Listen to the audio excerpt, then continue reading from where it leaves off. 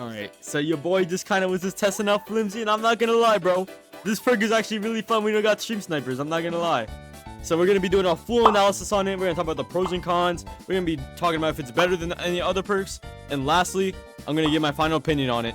And let's get straight to the video. Alright, so first I want to start off with pros. And my first pro is gonna be juking. And I mean, oh my god, it's so fun to juke with, like Stefano, bro. Look at this clip right here. Yo, watch out, yo, watch out, 40. Yo, Bob, yup. Do it again. Bob, yup. That's what I'm talking about. All right, yo, Bob, yup. Yo, what you guys? Oh, yeah, yo, why is this build so fun? But obviously, you know, kind of broke for Waddy's ankles, but you know, this perk always comes with strength and risk. You know, that's with basically every perk in the game.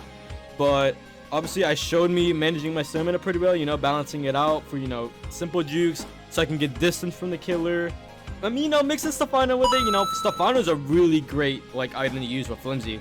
Because, you know, you could actually go so far away. Like, yeah, you guys, you gotta try it in-game. It's so fun. But in risks, you know, you're gonna get instantly one-shotted, or, you know, you get bone breaks instantly. Which, bone breaks is actually not that bad. If you get bone break, don't panic that much, because, you know, you could still outpace the killer pretty well if, you know, you manage your stamina pretty well. What you can see from this clip I'm showing you right now is me facing a Fogborn, and I almost survived for almost 1 minute and 30 seconds over being in solo right now. And I'm going to show you the footage right now.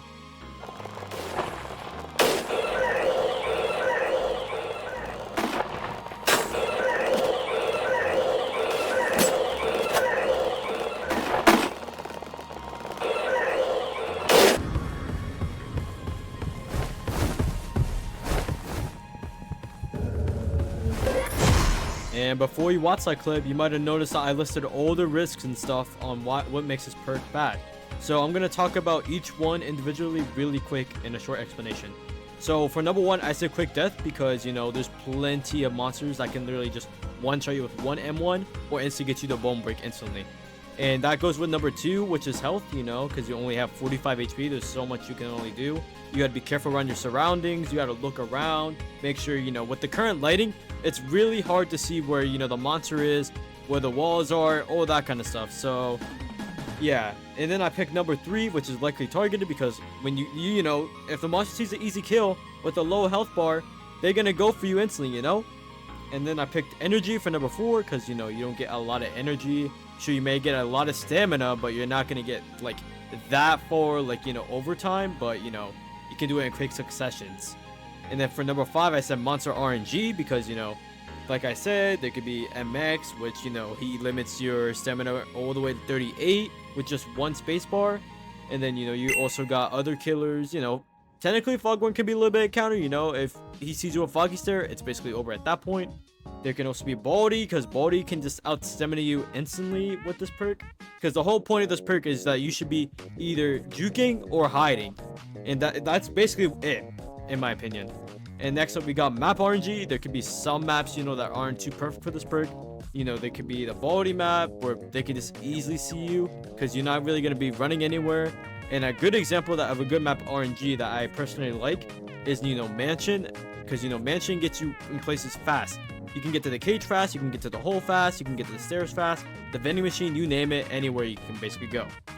And then number seven, I listed barely any monster XP. That's mainly a monster issue, because, you know, you're not really going to give a lot of the monster any XP with this perk, because, you know, you die in like 1 or 2 shots. And now that we explained all the risks, now we can finally move on to the strengths. And I'm going to try to make this as literal as possible as risk 2, so enjoy. My first strength is going to be hiding, mainly because if you hear out any kind of monster with the indicator, and you instantly start running when that indicator ends, you should be able to lose the monster really fast from how fast you're going. And then plus with Stefano, you should be even more faster. And next up on number 2, we got repositioning. It's kind of similar to hiding, since, you know, when you see the monster, you're basically going to be able to reposition yourself all the way on the other side of the map from how fast you are.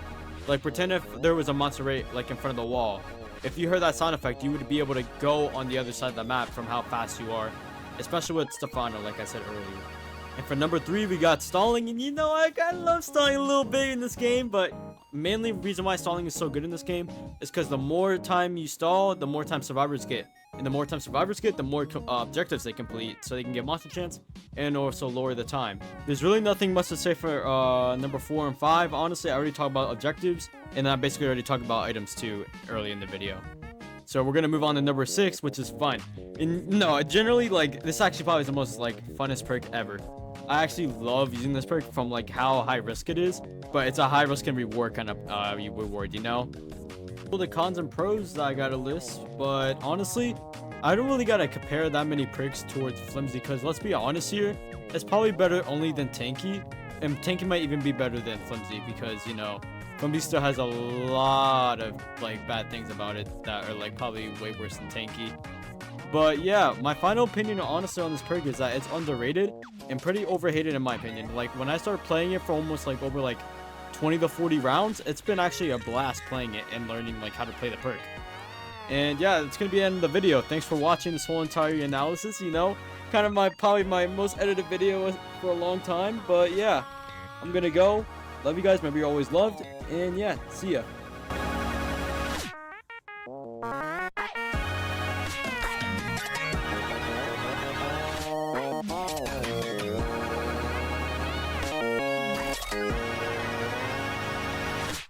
Thank you.